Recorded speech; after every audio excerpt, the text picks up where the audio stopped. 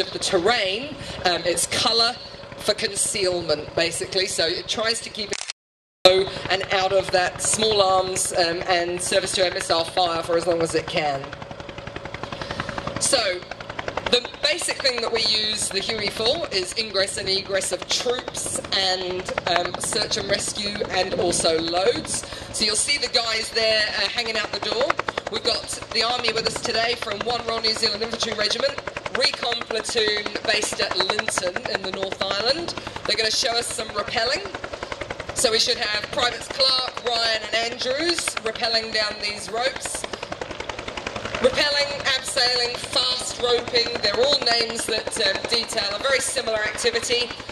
Basically, a super quick way of getting our troops from the helicopter onto the ground without the helicopter having to land.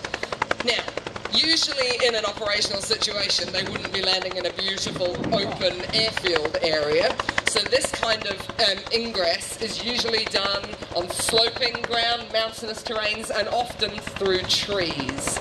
So you can see that it wouldn't be ideal for the helicopter to land in that environment, and that's why we use that type of putting them on the ground. So infiltration method, usually used for putting people in the bush. The guys are taking their ropes now, and because there's only a small unit, today we've got 4. Recon platoon usually will operate with 6, and within that 6 there'll also be a standard sniper pair.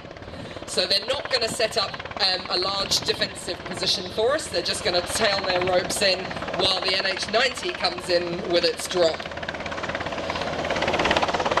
So you can immediately see the difference in size between our lovely Hueys, which are a medium lift, and the NH-90. Full load for a Huey is 7 troops, and if they're fully kitted, then it's down to 5 or 6. And the NH-90 takes 9 fully loaded troops. You can fit 12 on them if they're in marching order. And you can see the power of those rotors, they are kicking up a bit of dust out there. So they've set the aircraft down on the ground. The captain of the the NH-90 today is Flight Lieutenant George McInnes, his co-pilot Craig Graham, and they've got 2 load masters down the back, Sergeant Luke Miller and Jen Hart. And you can see them showing you a different method of exfilling troops. So that's a landing zone, an LZ environment. Their troops will clear the area and then they'll join up with the rest of their group. Now if the troops down the back are in tactical fit, we can actually squeeze 18 on board. So you can immediately see the increased capability that these larger helicopters are affording us. Now what we're trying to show here, as well as showing you infiltration techniques, is also the ability of these aircraft to cooperate together. We're not going to operate these aircraft side by side. We don't have the logistical ability to maintain the 2 fleets like that.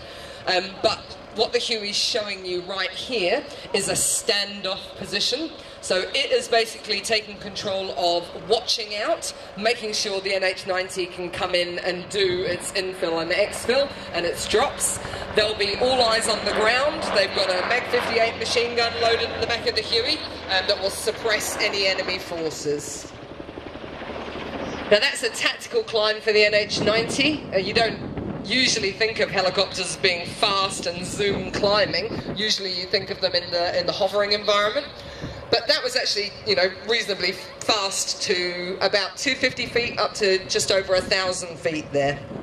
Now I said that the Huey wasn't particularly well equipped with defensive aids, but the NH-90 is. It's much